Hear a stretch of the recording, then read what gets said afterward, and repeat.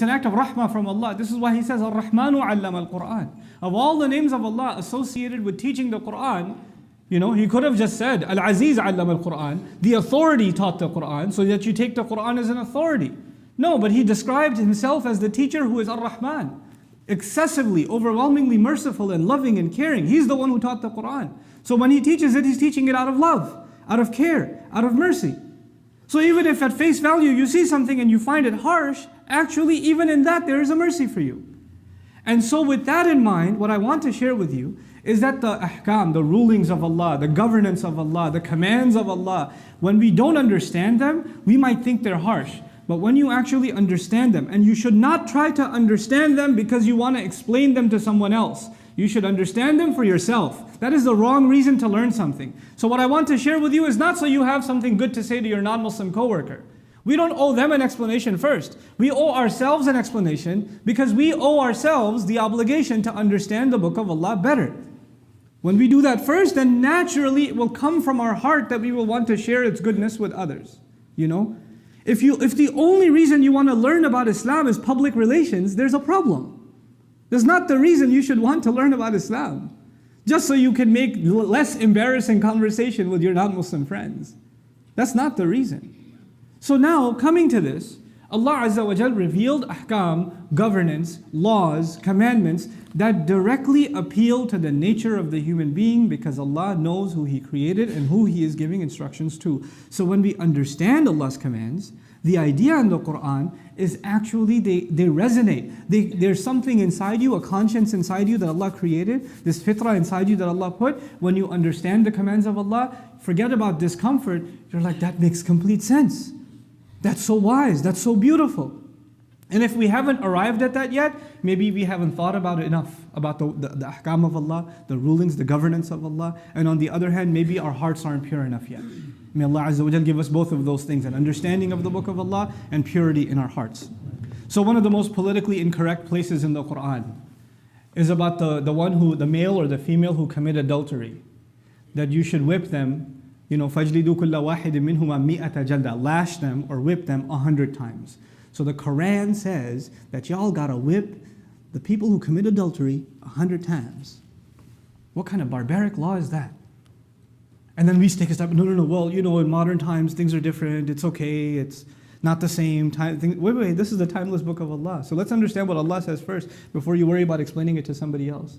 Ibn Ashur rahimahullah, commenting on the words azaniyatu wa zani in the beginning of this ayah, suggests that because the ism, the noun is used, that this is actually talking about people who repeatedly do this all the time. It's talking about prostitutes.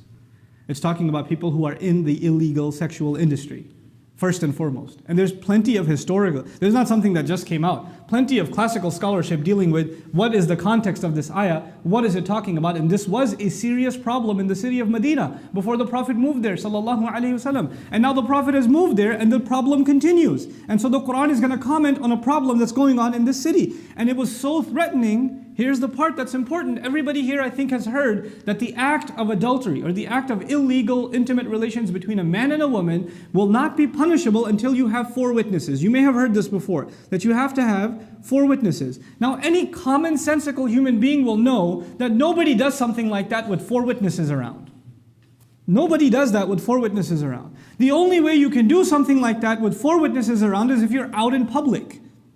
What is called in modern law a public display of indecency.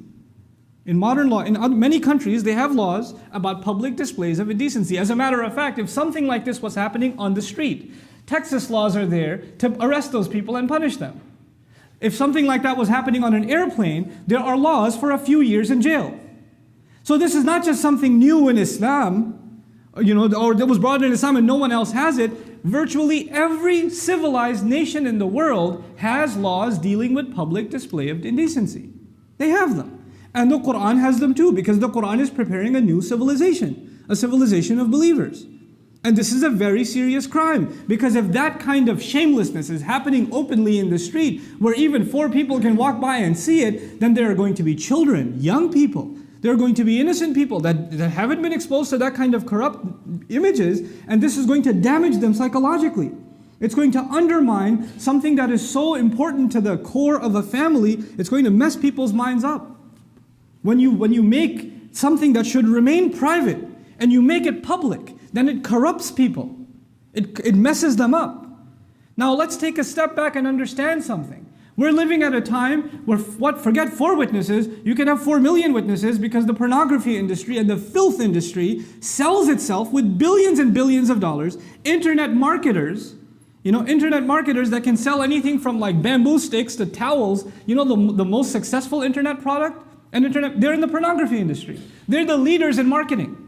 When you go to marketing seminars, internet marketing seminars, the guys at the top of the industry that are making the most bang for the buck are the ones that are selling zina online. They're the ones. So this is completely public now. And when it is that public, can you imagine the damage that it does to the minds of people that are exposed to it?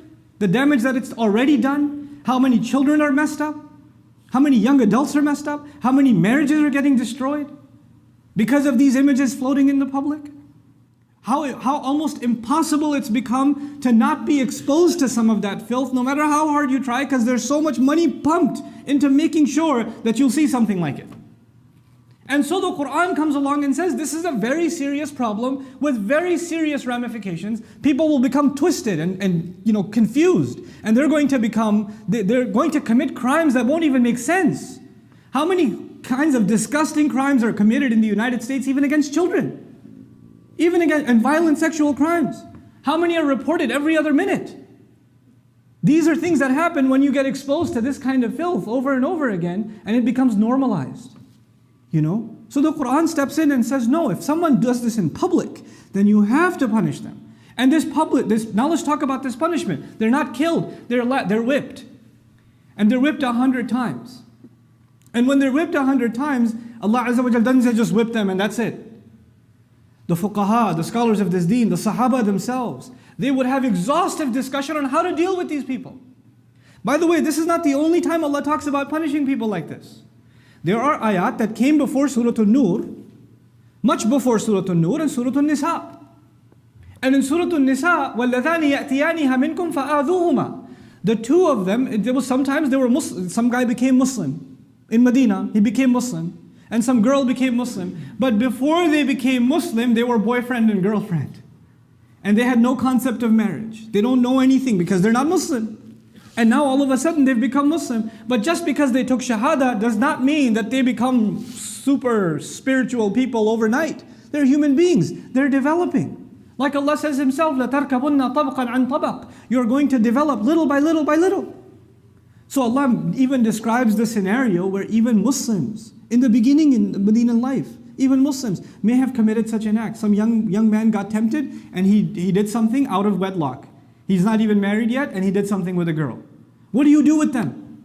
The ayat came down, which were later mansukh by these ayat, by the opinion of many scholars. What was the punishment for them? وَالَّذَانِ يَأْتِيَانِهَا مِنْكُمْ. The 2 of them that have done that mistake among you, فَآذُوهُمَا. Then cause them pain. Allah didn't say how cause them pain. He just says cause them pain. So the Sahaba would have a debate. Ibn Abbas radiallahu ta'ala anhuma would say, other Sahaba would come and say, maybe what Allah means is you should yell at them. How could you do this? You should be ashamed of yourself. And that means cause them pain. Other Sahaba would say we should take a stick and hit the bottom of their feet like 10 times. Cause them pain. Nobody thought about whipping them and cutting them and hanging them upside down and stoning. No. None of that yet. They're just young people who made a mistake. Take it easy. They just became Muslim. This mistake happened. They need to be reprimanded. And by the way, this is in Quran. فَإِن تَابَا وَأَصْلَحَا فَأَعْرِضُوا عَنْهُمَا. And if they've both made tawbah, and they say, we're never going to do it again, or maybe they even get married now, leave them alone.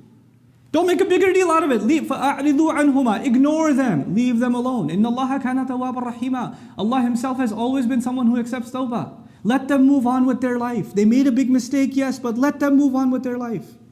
Don't expose them more. You've already done what you could. And later on when the punishment came, it came. And by the way, even then the 4 witnesses was necessary, by the way.